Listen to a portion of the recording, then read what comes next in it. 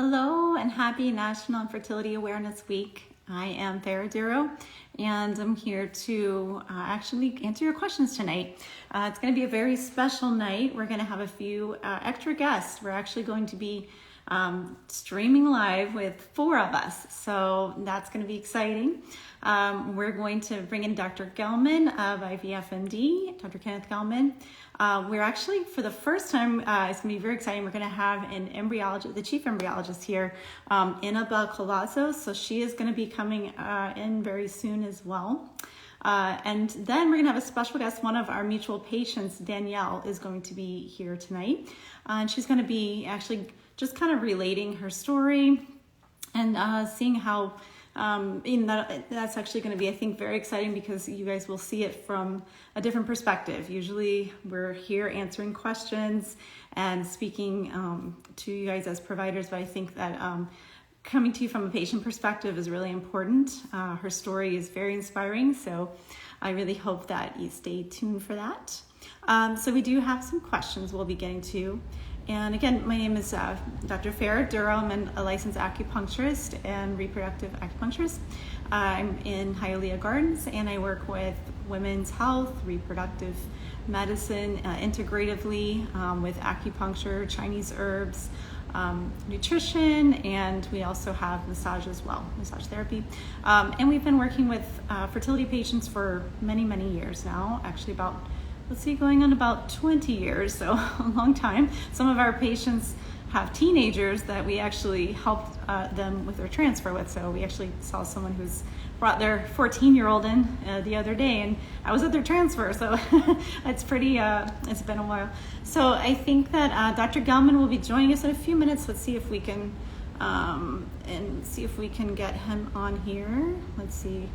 I'm going to go ahead and see if I can invite him. Let's see here. Okay, so very cool. And then we're going to also be, let's see if that worked. Hopefully it worked because I'm not being able to read my text messages since I'm on my phone. And then I also see Anima. Okay, so I'm going to go ahead and invite her as well. Dr. Gelman, you're texting me, but I'm not able to read your message. So let me see if somebody can email me, I can actually read through the emails, but I can't do that. Okay, so we're going to actually come in with, let's see here. Okay, I see a request there from our embryologist, so she's going to be coming on soon. And then Dr. Gelman, whenever you're, hi, how are you? Hi, how are you? I am so excited to have you on tonight. This is so exciting. It's probably been about a year of me going like, oh, I wish we had an embryologist. We have so many embryology questions. So thank you for being able to join tonight. I appreciate it. Oh, my pleasure. And I wonder if you could just let everyone know, what your background is and how long you've worked with IVF patients and that sort of thing as well. So Sure. I'm an embryologist. I'm the chief embryologist for IVFMD. I've been an embryologist for the past 32 years. I am not that old though. And I've been with IVFMD for 21 years as of this month. Wow. Oh, that's awesome. So you're getting a lot of love here. She's the best. Awesome. Well, let's see if we can ask Dr. Gelman to come on, and then we will let's see if he's available to join us. I'm going to invite him again, and then we're going to have our, there he is. Oh, this is so much fun. Look, there's 3 of us now. Hi guys. Hi. So cool. Okay, we haven't actually had like four people at one time on an Instagram. I don't think we've had that yet. So we're going to see how it goes tonight. But as long as it works, I'm excited. So I'd like to start off by introducing Dr. Kenneth Gelman. He is a reproductive endocrinologist at IVFMD. And for those of you who don't know him, we've worked with him for many, many, many years. Our patients absolutely love him, and he's helped so many of them. Tonight you're going to hear from one of our mutual patients who went through, a lot of struggle and was able to actually have not 1, but 2 children under his guidance and doing along with acupuncture, having a great embryologist helps as well. So it takes a team effort. Absolutely. So, and this is National Fertility Awareness Week, so we are here to support you. We're here to share what we know and to hopefully help you along the way. We absolutely love this week because it's a way for us to actually share hope and encouragement with patients who are struggling, and just to let everyone know that you're not alone. There's one, and I believe it's 1 in 7 couples now. Unfortunately, it's changed since last year when it was 1 in 8 couples. I've been reading different statistics, but 1 in 7 couples struggling with infertility. So we're here for you. So I'd like to see if we could jump into our questions, since we actually have some that are pre-submitted. And also, if you guys would like to submit questions, please do so, because that's why we're here tonight as well. So let's see here. Okay, well, we'll go ahead and answer. Actually, we had someone just pop in a question, so we'll go ahead and answer that as well. After egg retrieval, I only had 1 embryo not suitable for biopsy. What are the chances for success? Who's going to answer that one? You're the physician. Oh, I think we can tag team on that. So why don't I give you the lead on that, and then I'll follow up. Well, you never know with these things. I mean, our experience, my experience, and maybe any of you have statistics on this from our practice, but just because they didn't biopsy, it doesn't necessarily mean it's genetically abnormal. So I mean, it just means probably at the day or the time that they were supposed to biopsy it, according to the embryologist, they didn't want to disrupt the embryo in any way and, possibly impact its ability to implant. So, but very often, and Inya, you can attest to this, the embryologist comes in, on a case like that, and the day of the transfer, and the embryo opens up, it expands, it looks a lot better than it had. Okay. So, it's a fluid system in a sense. That's just one point in time. So, I guess, it's all going to depend upon the age of the patient and, what the potential risks are at that particular age group as far as the success rate is concerned. So it's a difficult question to answer, but, it's going to depend on a lot of factors, though. Correct. There's a lot of variables. There's a lot of things that contribute to that, and Dr. Gelman kind of summarized that very well. As an embryologist, we look at the embryos, and our main purpose is to protect the embryos that we're working with. So if we feel at any point that by trying to do an invasive procedure, as is a biopsy on an embryo, we're gonna jeopardize that embryo, we were not gonna go for and do that procedure. There's plenty of babies born at IVFMD for which we had not done a biopsy, and we had transferred, and we had met the babies. So just because we couldn't do the biopsy does not mean that it's going to be an unsuccessful cycle.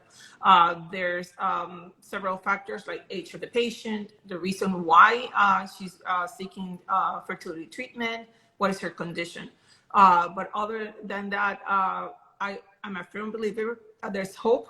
It only takes 1 embryo to create a baby, and it is not 0. So without knowing exactly more information about it, we cannot give you a straight answer on that. But you have 1 embryo and it's frozen, and you have a pretty good chance. So don't lose hope. It only takes 1, you're right. Right. That's true. I'm curious, because you've been doing this so long, what have you seen as far as the technology as it evolved, as far as egg freezing? Because I know several years ago it was kind of not really, suggested to women, and now because of the freezing technology and all that, I guess it's so much more common, And right. I do have patients that are like, oh, I wish I would have known, but it's like, well, when you were that age, it probably wasn't that great, like back then. And at the beginning it was rough, because it's like, you have to freeze. When you're freezing eggs, or it's only 1, and it's a kind of a large cell to freeze, and a little bit challenging to freeze. So it's definitely expertise has to be there. Timing is critical, and it's if something happens, you lose the whole egg. It's not like when you're freezing sperm, there's millions of them or thousands of them. You lose 1, well, not a big deal. You have other thousands to work with. An egg is only 1. If you have a limited number of eggs, so it's very critical. the whole process. And to answer your question, several years ago, 10 years ago, perhaps the technology was not as evolved as it is right now. We have learned a lot about doing egg freezing through all these years globally, not only in our practice. So where we kind of perfected the technique, and still there's things that happen that we don't have an understanding of what is, but it's quite successful. We have like a 95% chance of the egg surviving once we freeze. So that's great. At the beginning, it was not that high when the whole technology was developed. Overall, when we jump into egg freezing, the technology was kind of halfway being developed. So our success has always been high in that aspect. Overall, fertilization should be the same as a fresh egg. We don't see any difference in that aspect. And then the take-home baby, when it's come from what we call autologous, or from their own patients, the eggs, might be slightly lower than a fresh cycle, but it's not, maybe 10% lower than a fresh cycle. But it's pretty good, and it has been successful for patients that the gentleman cannot collect a sample the day of the procedure, so therefore we cannot do an insemination, an emergency cryopreservation for fertility, for medical reasons and things like that. And we have had babies born from that technology. I think we started doing this 12 years ago at IVFMD. We have plenty of babies done with that technology. Yeah. So nice. It's really an amazing thing, because like you just mentioned, I mean, particularly for the cancer patients. And, lately, I'm sure the other doctors in the practice are seeing younger patients with cancer. I think this year, or between late last year and now, I've seen 3 or 4 breast cancer patients, young patients with breast cancer. It's shocking. And we have the ability to have them cryopreserve their fertility. It's phenomenal. We never had that ability 10 years ago. Yeah, I was listening to Dr. Ramasamy say, like, the time to do the freezing is when you find out when you're diagnosed, like not when you're, going through treatment, obviously, or about to go through, all kinds of. Well, the oncologists, thank God, are on board with this, and we have a good rapport with the oncologists at Memorial, so they call us right away, and we get those patients in right away, and we get them started. It doesn't matter where they are in their cycle; we just start them, and we're lucky, to get these eggs frozen on these people. It's fantastic. Also for young professionals, also people that are starting their schooling or their career, we have seen a high increase on young women that are starting their careers, and then they want to kind of get that out of the back of the pressure, of having a baby, or that's going to medical school, or careers that may be lengthy. We're seeing a huge increase in utilization of vivification. Definitely. Well, that's so awesome. I know we have a lot of embryo questions, because we always seem to get those embryo questions. Yeah. Like, wow, we always say on these talks, because India's the first time in doing this, we always want the embryologist here, and this is like a big treat for us. Yeah, this is awesome. Well, we're always in our lab, so like I know. it's hard to get us out of the lab. Yeah. I think it's weird. I have this calming thing when I watch the division of an embryo. I don't know what it is, but it's so relaxing. Maybe I'm just, when I watch the black and white, it's like, it's just, I don't know what it is. It's very calming. It's like magical, So it is. It really is. Yeah. I'm truly amazed, after all these years of working in the field, every single day. I always say it's an honor for us as embryologists to be able to be in that lab and witness the miracle of life, being just in our eyes. It is truly an honor, and it's, until this day, it's kind of hard for me to picture sometimes this clumps of cells is this baby that I'm eating today. So it's like I'm in awe. So it's truly a beautiful field to be at. Yes, it's magnificent. So let's see. We do have a question here about an embryo. Oops, that they are asking about the quality. I think it was BB. Wait, oops, it's way back here. Hold on one second. I'm just making sure we got to it. So the question was here about, I have Nope, that was not it. Okay, here it is. Hi, what is your thoughts on success rate of a 1BB grade embryo for FET? 1BB. So depending where the grading is from, this is our grading. 1BB means it's an early blastocyst. It's really early stage. So what I will ask then is like, is it day 5, day 6, or day 7? Because that's gonna create, it's gonna give us a better assessment of what the success is gonna be. If it's a day 5 1BB, for me, that's great. That is like, it just needs more time and to evolve, to expand. Okay, so so a 1BB on a day 5 on a young patient is an excellent embryo. So very high chances of implanting and generating a pregnancy. So a 1BB on day 7, then the embryo is a little bit delayed on development, so the chances are going to be lower. So we will need to get more information about that. But a 1BB on a day 5 is quite a decent embryo. Okay, awesome. And that brings us to the next question. How are embryos graded? So is there any info on FET success rate from embryo fertilized following micro-T's from male factor and fertility? Yes. Micro-Tezzy, sorry. I read that wrong. Okay. Yeah. So, okay. So question number 1 was, how do we grade? Okay. So grading is very subjective. And I don't know if there's patients here that I had the pleasure to meet at the transfer time. I am not very fond of describing, of giving gradings. Why? Because patients get fixed into an AA, BB, BC. And that's just, I always tell the patients, we are judging an embryo on appearance. Like I'm judging somebody that I see on the street. So that doesn't tell us how is that embryo inside. It's just, it's beautiful, not as beautiful. It has a freckle, it doesn't have a freckle. So it's the same way. So it's very subjective by the embryologist that is doing that. So I like to say it's good, fair, or poor. Okay, so that's the general overall assessment that we like to give to our patients.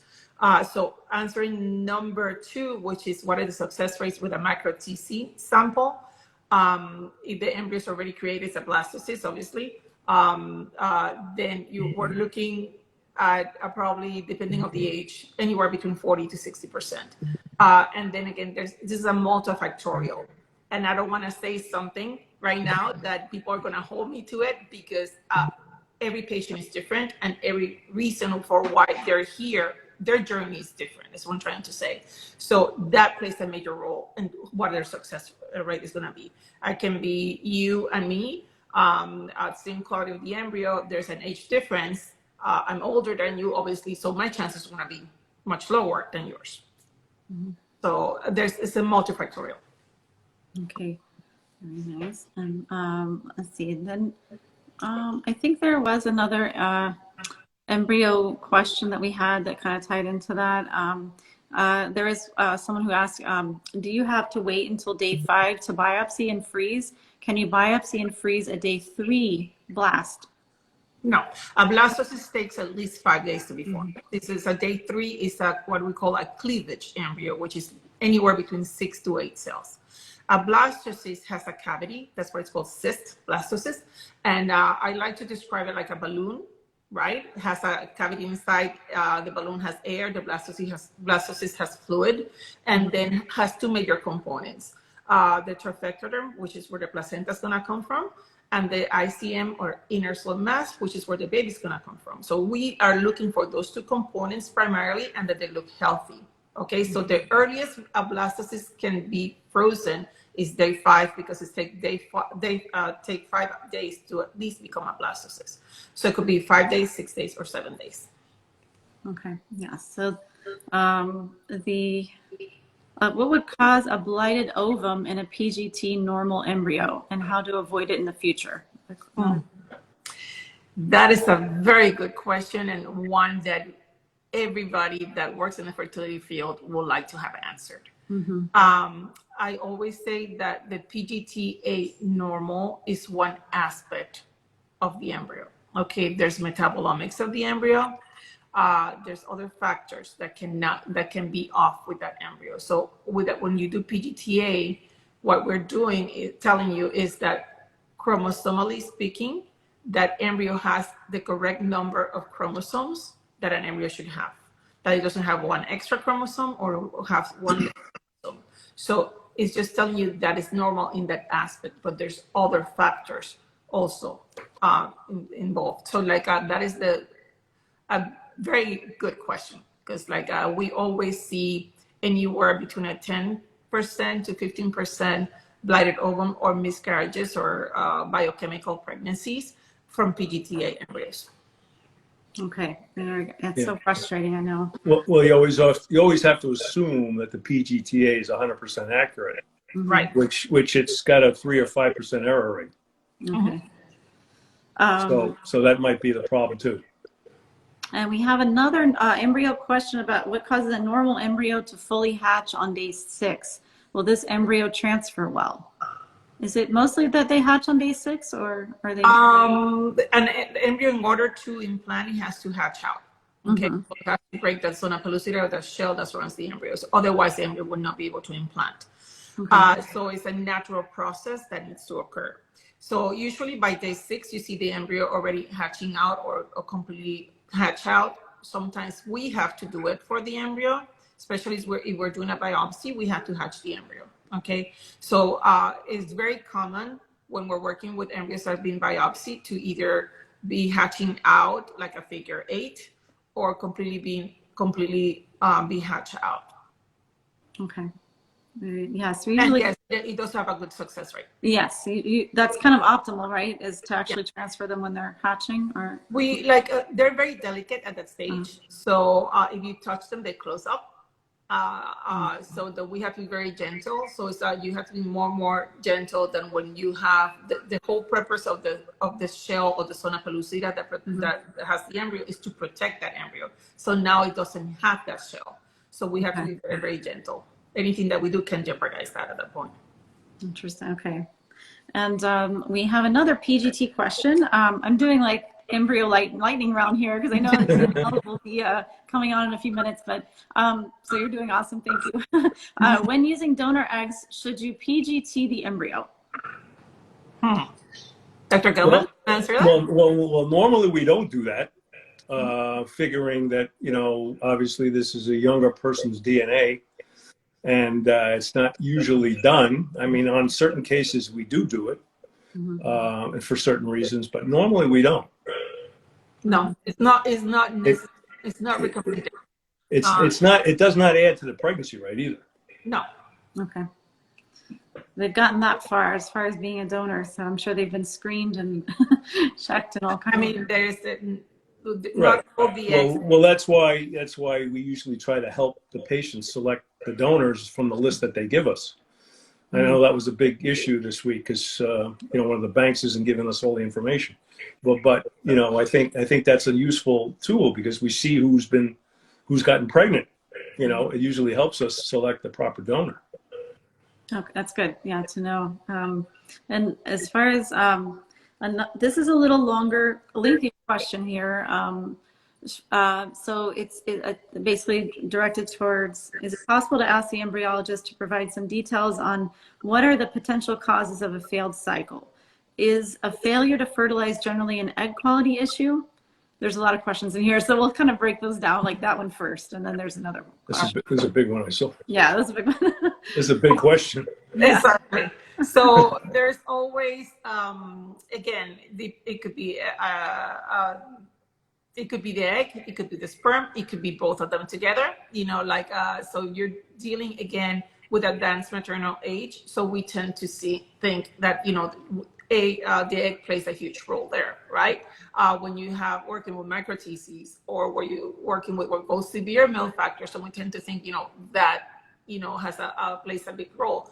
Sometimes it's just the two of them together, poor egg quality, poor sperm quality, and then obviously the chances are diminished there. Sometimes there's nothing wrong with the sperm, there's nothing wrong with the egg, and when they join to form the embryo, then something goes wrong during that process, and that's something that nobody can control. That's just the way nature works. Okay, and then you end losing that embryo to arrested development. Stop growing, or it does not fertilize.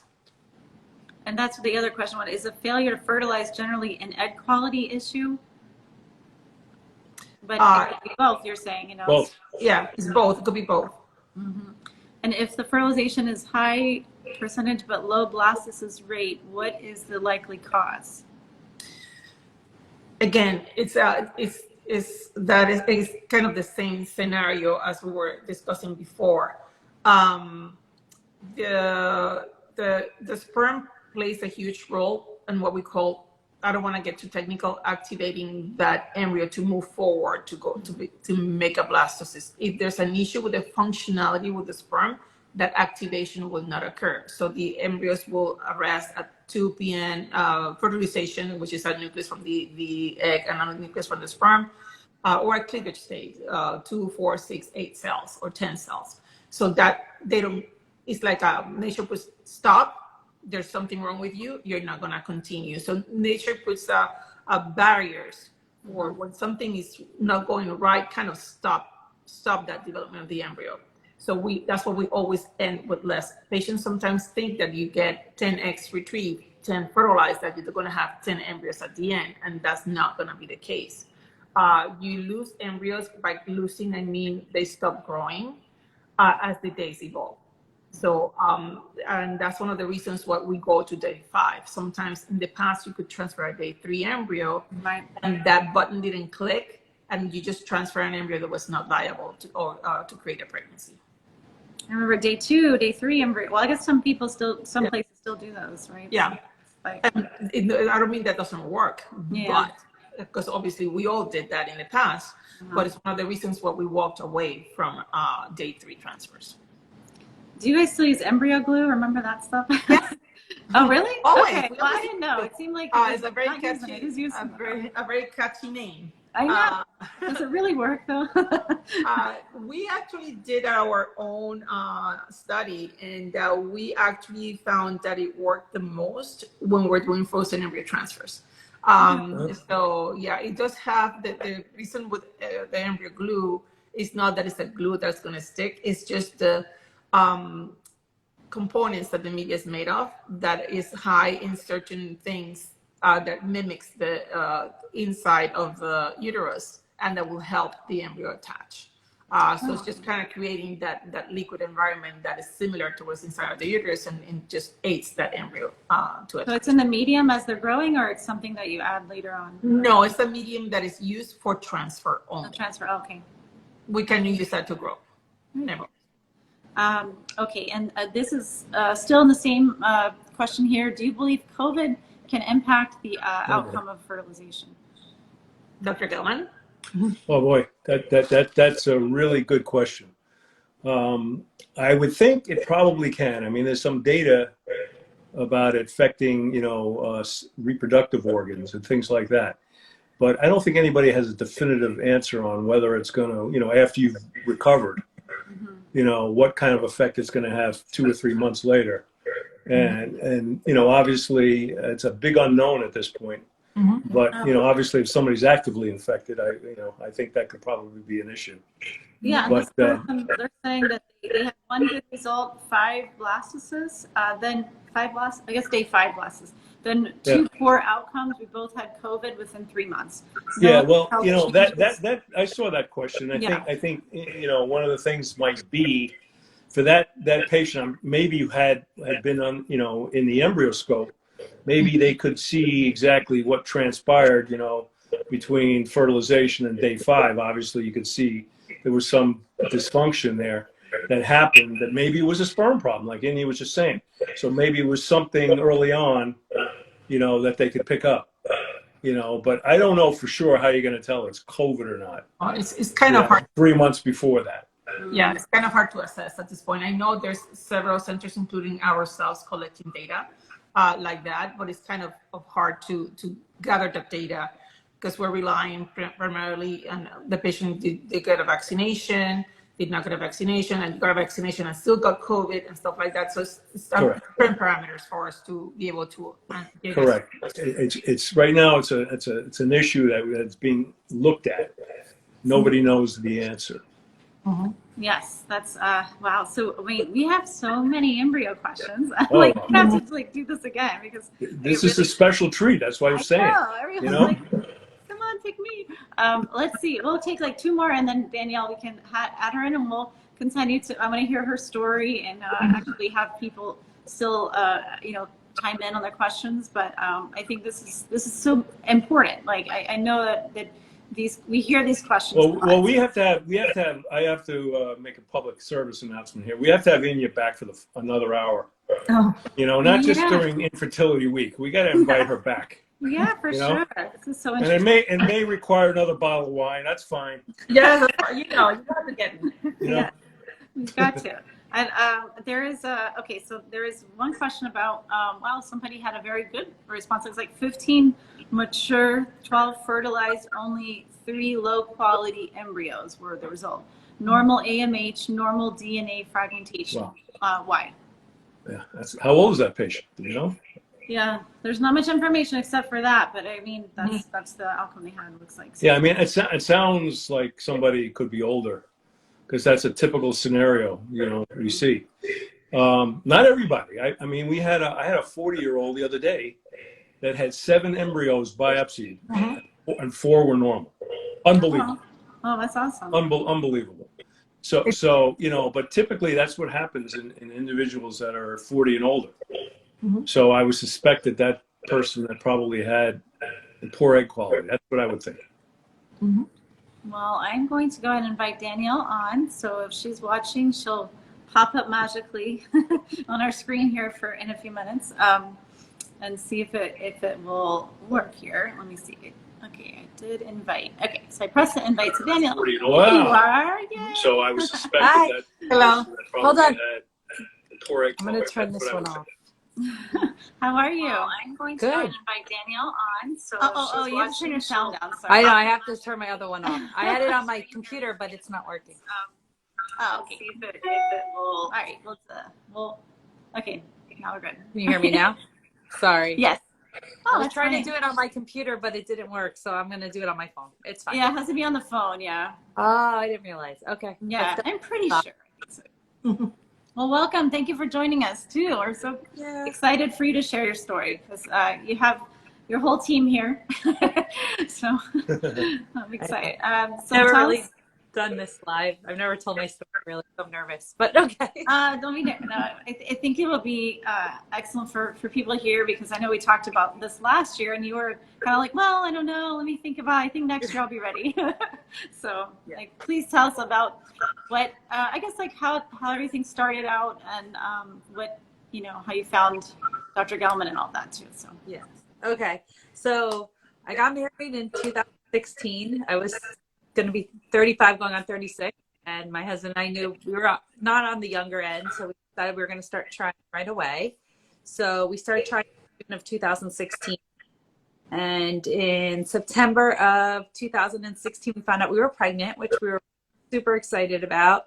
We were going through all the testing and it seemed to be going okay, but our test about genetic testing kept coming back inconclusive, but they were like, not a problem, everything's good. And then at week 16 we went in for an amnio, and they said, oh, hold on, everything looks not good, we have a problem here, we'll let you know in 2 days. I was like in total shock, total devastation. I didn't know what they were talking about. And in that 2 weeks we found out our baby had triploidy, which is triple chromosomes. So we were told that my life was in danger, and that it's very rare for the baby to even make it that long, and that we should end the pregnancy. So thankfully, by the time I went in for the appointment, the baby had already miscarried. So it gave me a little peace of mind. And at 17 weeks, I had to have a miscarriage. And I had a DNE, and it was a whole big mess. So, but they said, oh, this is 1 in a million. Just keep trying again. You'll be fine. Don't worry. So we said, okay. So a month later, we started trying again. I think by June of 2016, we were pregnant again. Oh, 2017, sorry. We were pregnant again. So we were very excited, went in for all the testing. It was an empty sac, no heartbeat. And I had a baby. So at this point, I was getting very devastated. I didn't know what to do. So we decided to start looking into maybe interviewing some people for IVF or IUI and seeing what we could do. So we interviewed one doctor. We weren't so crazy about them. We weren't sure how we felt. So you probably don't even know this story, but I made my husband fly to Colorado to meet the head of the creator of IVF. A lot of money flying there to go through a full day of testing. I was like, this is the head guy. He's got to know what he's talking about. To get a call 2 weeks later to be told I would never have my own kids and that I should probably go get an egg donor. Well, Whoa. I didn't. Oh my Yeah. gosh. So I was shocked because I was like, this is supposed to be the head guy. Like, what's going on? And then we met Dr. Gelman, and Dr. Gelman seemed to have a different feeling. He said there's a chance to get pregnant on our own. And we started doing all the testing and everything. And we ran all the panels, and we found out that I had premature egg deterioration. I was, at this point, I think I was 36 going on 36. And I think I was turning 37. So we said, like, let's get moving fast, because the longer we wait, our less our success will be. And at that point, I had insurance for 3 rounds. I was like, great, we'll get the eggs, we'll get pregnant, and we'll move on, and it's not going to be a problem. But so my AMH, I think at that point was out of a 40-year-old, and I was 36. So it wasn't great, but it wasn't awful. It was doable. So we started, I think, with 1 round of IVF. And actually, before we started IVF, we had a lot of roadblocks, because for my D&E, I had tissue in I had a third of tissue that was left over in my ovaries, and my we had kept getting cysts, so we had to keep delaying everything. And we found out the cysts were from birth control. Ended up switching to a gestin, and that helped. We did our first round of IVF, and we got 8 eggs, I believe, and I was super excited. I thought this was amazing. I think 4 of them made it to blastocyst, and then we got a phone call saying that all 4 of them were not genetically okay and not viable, and we had to fix them all. And that was my first dose of, like, this is going to be a little harder, I think, than we originally thought. So we did. Doc always switched it up. He was always out of the box. He was like, let's try something new. So we tried something different. And we did another round of IVF, and I was like, all right, this is going to work. We got 7 eggs, I think like 3 or 4 of them blastocyst. And once again, we got the news that nothing was viable. And all during this, I was going to Dr. Duro for acupuncture. Sorry, didn't mean to forget you. But we started with you, I think, before we even did our first round of IVF. Mm-hmm. And we were doing it with you the whole time. And she had me on Chinese herbs and teas, and I was doing everything. You had your whole list of supplements you were doing. Yeah. So after my second round, I was just going to say, I started researching supplements, and I became like a crazy nut. And Dr. Gelman and Dr. Duro were so awesome. I kept saying, what about this one? What about that one? What about this one? What about that one? And they were all totally supportive of all these supplements. I think at that point I was taking 40 supplements a day between morning and night. It was insane. But I was like, I wanted it so badly. I was like, anything that could possibly help me. We found out I had slight endometriosis at that point. So I was doing everything I can. I think we took a 2-month break to kind of build my body back up and do acupuncture and kind of recoup. And then we decided for my 3rd round of IVF to do a low stimulating IVF. So it's where you get, I'm saying this right, Dr. Gelman, if I am wrong. No, you're saying it right. Less eggs, but you get better quality, hopefully. That's what we're trying for. We were hoping for better quality, even though we weren't getting as many, because with all the eggs we were getting anyway, they weren't viable and they were being thrown out anyway. So we tried the first round. I think we got 3 or 4, and I think 2 or 3 of them made it, and we had the same problem with the chromosomal lineup, and we had to all the eggs once again.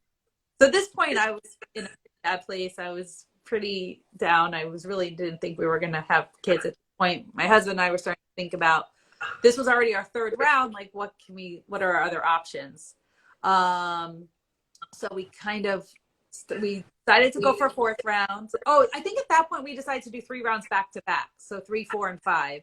Because sometimes when you do them back to back, you have better success. So we did round 4, and everything was looking great. I prematurely ovulated all my eggs, and we lost. So that one didn't go so well. And my husband was a real trooper during all this, because he gave me all my shots. I couldn't do them myself. So every shot for 4 rounds of IVF, he was there every night and every morning. And then after we decided to go for a 5th round, we went for a 5th round. We were pretty hopeful that things were starting to look better. I think we got 3 eggs, and 2 of them made it to blastocyst, and then we got our first embryo. So we were like, that. And so we're like, we're done. That's it. We're good. And then Dr. Gelman gave me a phone call. He said, listen, by the time you have this baby and by the time you try again, you're going to be 40, 41, and your eggs are going to get worse, not better. What if we do one more round of IVF? So I was like, I don't know. That's 6 rounds. At this point, it's getting really expensive. The money is crazy. But I spoke to my husband, and we said we trusted the process. We trusted both of you guys, and we're like, let's try for one more round, because we always said we wanted 2 children. So we went for our 6th round of IVF, and we got 3 eggs, 1 survived, and got 1 embryo. So at this point, we had 2 frozen eggs. So this was like everything we could have dreamed of. We were ecstatic. This is what's going to happen, and we were so happy. And so we did a mock trial before we did the implantation, right? And so the process, all the medication and everything, and we did the mock trial, and we came back that we had to alter a few things, and then we also discovered I had natural killer cells. So that was a whole nother thing to throw in there, where I think it attached your embryo. Am I correct? Or the killer cells attack the embryo, or if you're not, okay. So you have to distract them with infusions. So, right. So we decided that we would do, they were really, really high before we got pregnant. So I had to do a 6-hour infusion at my house. And then we did acupuncture, and then we did the implantation on February 15th of 2019. Yeah. I went to the office, and the best day of my life was hearing that I was pregnant. Sorry, I still get emotional. So I remember the whole office was crying. Everybody was crying. You're like, we sure were. I remember that. Everybody was like in tears. I mean, the whole office was so supportive, and the love I felt from everybody there was incredible. So it was a long journey. I had to continue my killer cell treatments till I was 24 weeks, but we finished through all that, and I had a beautiful baby girl named Aurora, and she's now 2.5. So I don't know why I'm getting so emotional right now. And then a year later, I called Dr. Gelman, and I'm like, all right, we're ready for number 2. I'm going to be 40. Like, we got to get this moving. Like, I don't want to, wait forever. It already took us so long. So I had to stop breastfeeding. I don't know if everybody knows that, but you have to stop breastfeeding before you can start. We got everything in order. And I think in December of 2020, we started the shots again. And we were getting ready for the embryo transfer. I did acupuncture through this whole thing twice a week. It was really crazy. And we implanted in mid-January. And we went, a week later, I started noticing some bleeding, and I went into the office, and they said, oh, you have a slight line. You're pregnant. Let's wait until the blood test comes back. And I got the biggest shock of my life when the blood test came back that I was not pregnant, and we had lost our last embryo. And I just, as much as I love my daughter, we always dreamed of having kids, and it was just like everything that we had dreamed of. We just thought we shot down, and that was the end of our journey, and we couldn't do any more IVF at this point. So we were just like, that's it. We have to be happy.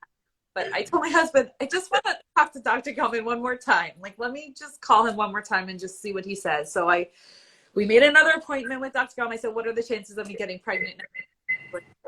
Let's try. So we went and tested my age, and it turns out that all 40 supplements that I was taking for the year and a half, I actually reversed my body 5 years. I think my AMH was at a 35-year-old at 40, right?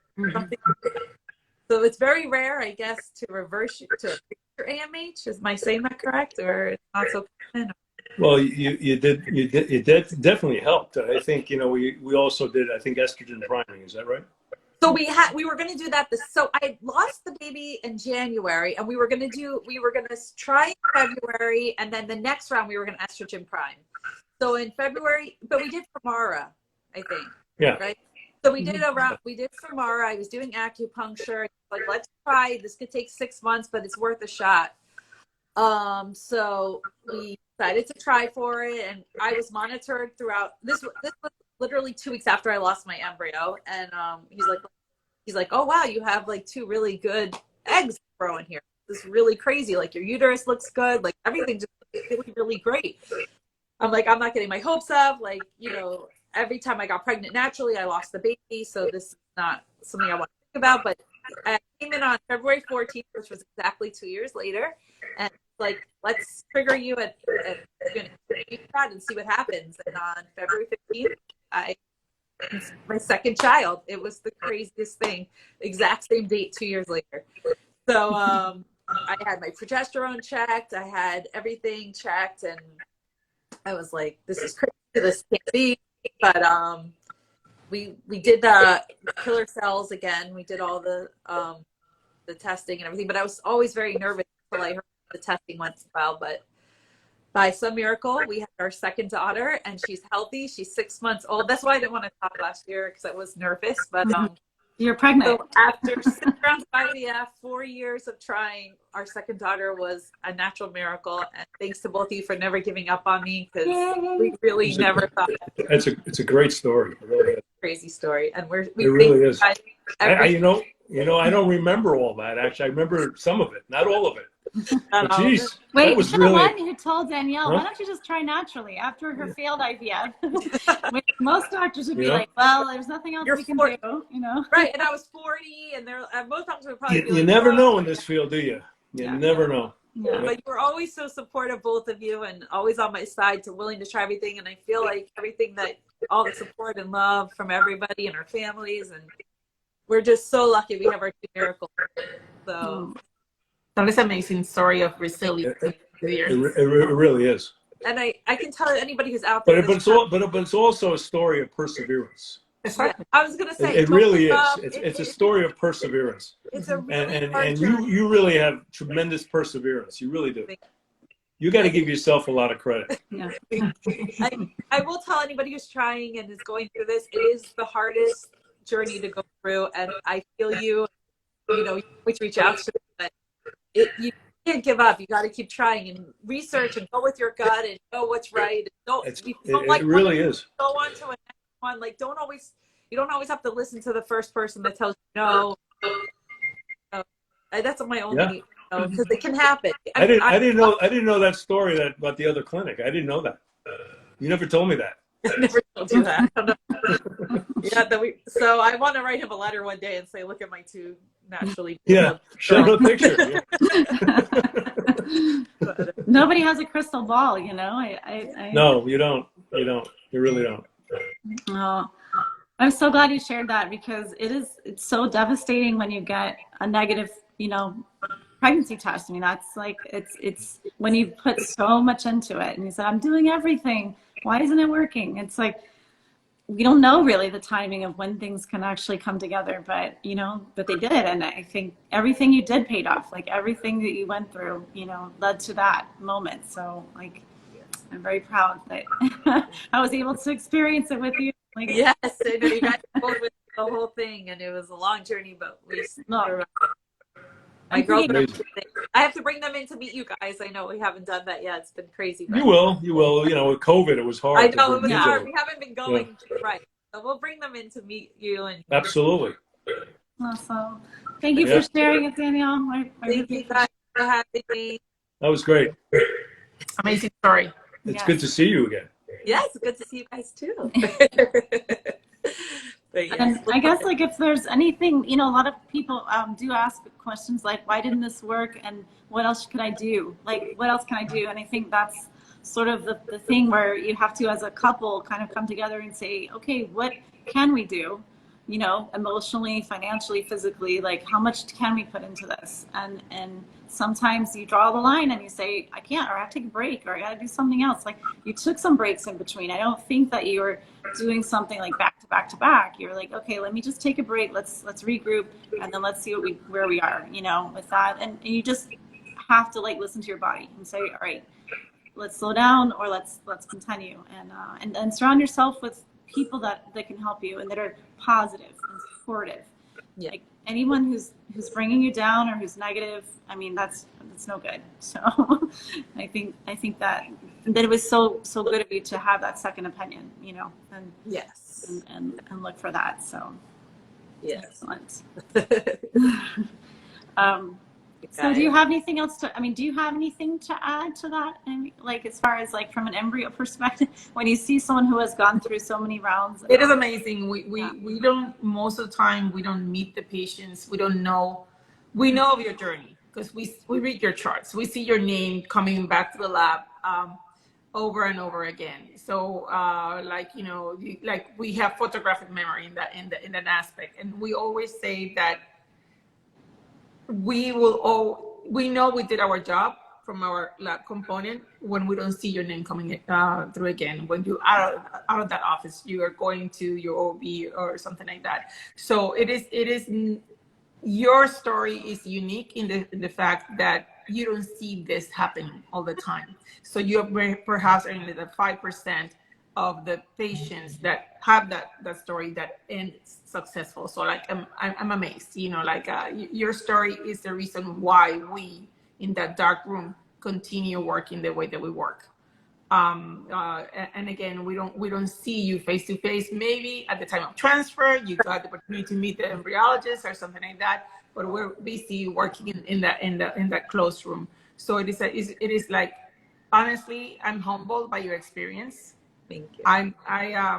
It gives me more motive to continue our work, and I'm pretty sure. I know that some of my embryologists I see they're in the Instagram right now. Guys, this is what we do. Okay, so your hard work pays off. It's a team effort. Obviously, we're just this tiny component. There's a whole bunch of team behind the patients, from acupuncturists, from nurses, from your front desk personnel, from your physician. Right. Everybody has a role. That's right.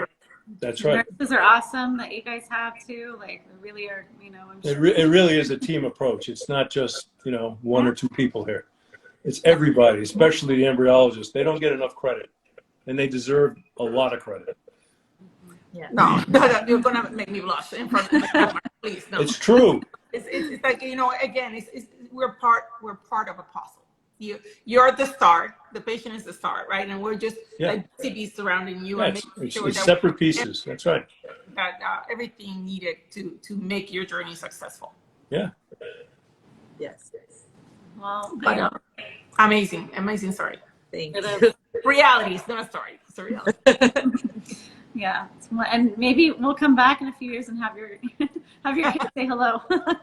Bring them. I owe you guys everything, so anytime I can help. Well, awesome. Well, thank you guys. This has been an awesome live, and I know we didn't get to everyone's question, but I feel like we have 5 more minutes left, so we'll do a few questions while we have our sure. Yeah, like while we have everyone here. Like, you guys can pick our brains, you know, and Danielle's brain if you like. Okay. How risky is it to thaw eggs for genetic testing? I think we talked about. No, well, eggs are not genetically tested. The embryos are. Yes. So like you have to thaw the egg and create the embryo, and then that can be tested. Yes. Okay. Yeah, that's very good. And then sperm can be genetically tested, right? But not eggs. No. There's it's not that accurate. There's because remember, you're testing something that you're not gonna use. So if you're testing a sperm, it's not the sperm you're gonna use to inseminate the egg. So it's not. It kills the sperm pretty much, right? When you test them, or right. It just gives the doctor an idea of, you know, there's a higher aneuploidy rate on the sperm in this gentleman or not, but it's not specific. It's not that. Right, and then somebody asked that question about, you know, sperm chromatin structure assay and stuff like that, how that impacts, you know, they had a normal sperm chromatin structure assay, but yet they had poor embryo quality. Well, that's just the point, that sperm was not the same sperm that was used, you know, so there could have been a sperm factor in that embryo, even though it may not be, but it certainly could be. And so that test is somewhat useful, but not particularly useful. in my view. We always try to emphasize to the partner that they have a role in this too. I mean, just because everything's quote unquote normal, it doesn't mean they can smoke and drink and eat Correct. cracky and all of that. I mean, we had that come up this week with a patient who's, you know, the partner was smoking and drinking while she was doing stimulation, and the egg quality was not good. So who knows if that, you know, influenced that, but it definitely could have a part in it, you know, and I think we need to, you know, I guess sometimes it's easy to check out and just blame everything on the poor egg, but I mean, definitely we know there's you know, contributing factors there with both. So guys, do your part too. You know, she's going through a lot. Do your part. And we try to get them on board with a healthy diet, Mediterranean. I know Danielle heard this so much. Mediterranean diet, like healthy things. And I know your part. He was on board doing everything he could too. Yeah. So yeah. I mean, I just think it takes two, and it's really nice to actually be, you know, to be on board together with that. So, and I know your views, Dr. Gelman, you talked about that a lot with how you think about. We always try to, you know, because it's always important to assess the male, you know, as part of the workup. Yeah. You know, to get a panel, you know, even their cholesterol, you know, whatever it is, to get the males worked up and see what kind of health they're taking of themselves. You know, what are they doing? Because we could potentially try to influence that, get them on antioxidants. Mm-hmm. That might help too. Yeah. I try to give everyone those greens first. Come on, you can do it together. Some greens first, right. At the very least, right. And a nice multivitamin or something. Right. And not everybody's going to eat perfectly, but, you know, I know. And sometimes I'm surprised about how many men don't know not to use a laptop computer on their lap. Mm-hmm.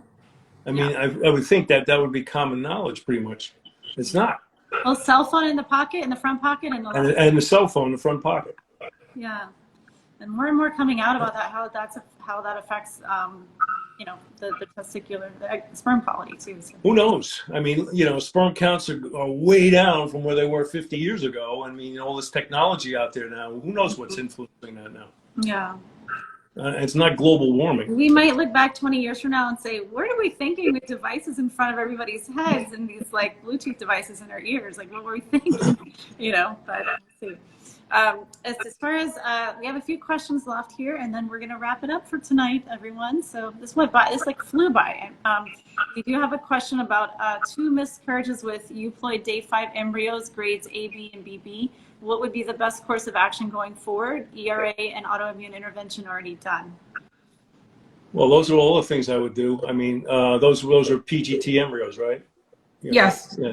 That's what they say to you. Yeah. I mean, yeah, I would be looking at all those things. Endometritis, making sure there's no inflammation in the uterine wall. Looking at the immune system would be something I would definitely do.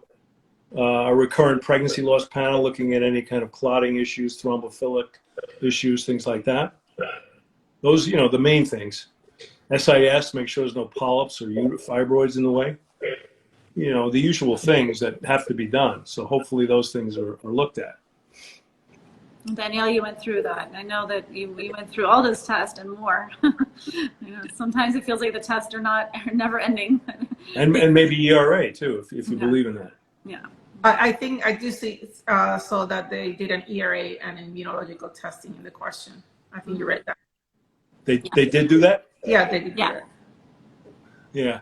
That I mean, sometimes in those cases where you got that I've had cases like that, you know, you really are stymied about what could potentially be the cause. Sometimes we give empiric doses of immunologic medications anyway, because there still could be, you know, some sort of implantation failure where, you know, the immunologic tests, you know, are negative, but, you know, at the time of implantation, the immune system might flare up, you know, and maybe you're not detecting anything like that. So maybe, you know, that could require maybe an empiric dose of intralipids, or maybe an IVIG. I've used that several times in certain cases, and it's helped.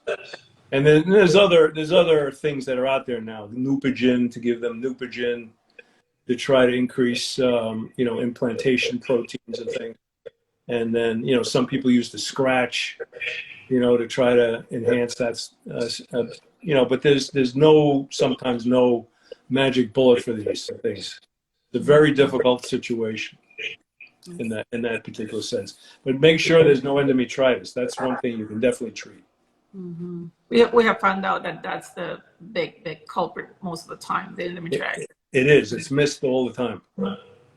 You don't, is the ERA, you don't usually do a uterine biopsy during that time, or it's just kind of like. Well, I try to do 3 biopsies at once when I do that. I do the ERA, the EIP, the immune part of that whole panel, and then the regular endometrial biopsy to look for endometritis at the same time. But, you know, if somebody doesn't have the ERA and that kind of thing, make sure there's no endometritis for sure. So this has been excellent. It's just so much good information, and please let's have you back again as well, and because I think this has been really insightful, and it's great to have both of you guys, because all of us. I mean, it takes a team, right? A team. Yeah. So I hope that you guys have. If you reach out to someone, you can reach out to us if you need help, or you can reach out to Danielle, or you can reach out to anyone else who's going through this. Just don't go through it alone, because it's a lot. It's really a lot. So, and we're here to support you. So we hope that everyone, has the best of luck this year on your journey. Absolutely. And, Absolutely. much baby dust to you guys, and we will look forward to the next live. I think for 2023, we'll do another one of these. This is great. So, Absolutely. great. Well, thank you guys so much, and I appreciate you. And good night, everyone. We'll see you soon. Good night. Bye. Bye. Thank Bye. you. Bye. Good night.